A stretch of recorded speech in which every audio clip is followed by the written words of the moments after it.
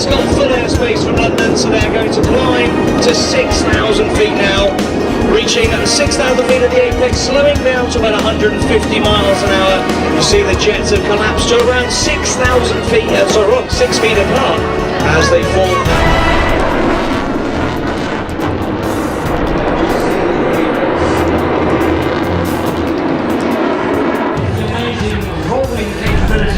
Of this aircraft, the XA-41 Extreme Air, which has a rate of roll of more than 12 cities.